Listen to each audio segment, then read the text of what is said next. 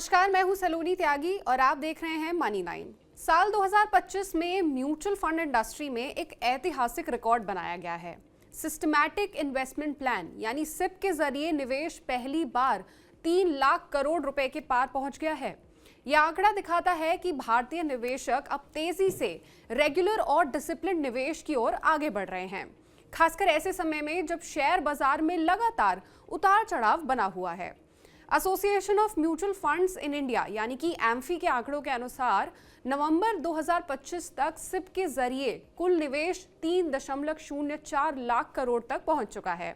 ये निवेश equity, date और हाइब्रिड तीनों ही कैटेगरीज के म्यूचुअल फंड्स में हुआ है। अगर पिछले कुछ सालों के आंकड़ों पर नजर डालें तो सिप में निवेश की बढ़ती रफ्तार साफ दिखाई देती है। 2021 में सिप निवेश 1.14 लाख करोड़ रुपए रहा।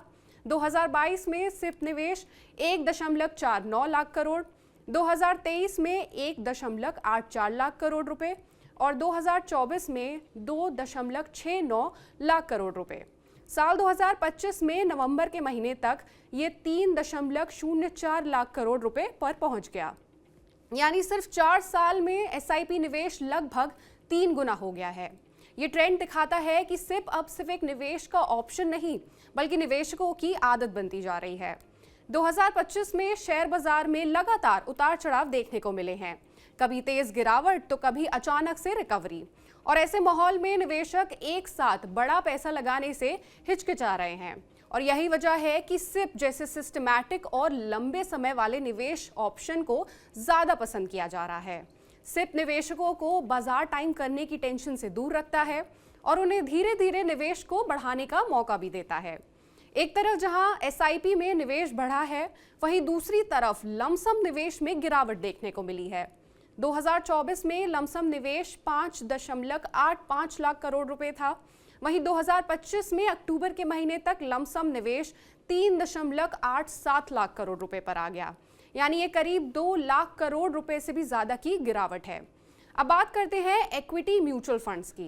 इक्विटी म्यूचुअल फंड्स में सिप का दबदबा काफी बढ़ता हुआ नजर आ रहा है। साल 2024 में इक्विटी फंड्स के कुल निवेश में सिप की हिस्सेदारी 27% थी। 2025 में इक्विटी फंड्स के कुल निवेश में सिप की हिस्सेदारी 37% है। यानी हर 100 रुपए में से करीब 37 रुपए अब सिप के जरिए इक्विटी फंड्स में ही जा रहे हैं। ये साफ दिखाता है कि निवेशक अब शेयर बाजार से जुड़े रिस्क को सिप के जरिए एक बैलेंस करना चाह रहे हैं। सिप की इस बढ़ती पॉपुलैरिटी के पीछे कई वजह हैं। पहली वजह है डिसिप्लिन। हर महीने तय रकम अपने आप निवेश हो जाती है, जिससे भावनाओं में आकर गलत फैसले नहीं होते। दूसरी वजह है मार्केट वॉलेटिलिटी से सेफ्टी। बाजार गिरता है तो ज्यादा यूनिट मिलती हैं और बाजार चढ़ता है तो उन्हीं यूनिट्स पर बेहतर रिटर्न मिलता है। तीसरी वजह है छोटी रकम से शुरुआत। आज से 500 या 1000 रुपए से भी आप शुरू कर सकते हैं, जिससे अब एक आम निवेशक भी शेयर बाजार से जुड़ पा रहा है। एम्फी के सीईओ वेंकट चालसानी के मुताबिक सिप अब भारत में लॉन्ग टर्म वेल्थ बनाने की सबसे भरोसेमंद आदत बन चुकी है। उनका कहना है कि सिप निवेशकों को बाजार की अस्थिरता के बावजूद निवेश से जुड़े रहने में काफी मदद करती है। यही वजह है कि आज कुल सिप निवेश का करीब 80% हिस्सा एक्टिव इक्विटी फंड्स में जा रहा है। तो ये थी भारत की म्यूचुअल फंड इंडस्ट्री से जुड़ी कुछ जानकारी। आप सिप के जरिए निवेश करते हैं या नहीं, ये आप हमें कमेंट सेक्शन में जरूर बताइए। और ऐसी और खबरों और अपडेट्स के लिए जुड़े रहिए हमारे साथ और देखते रहिए मनी 9।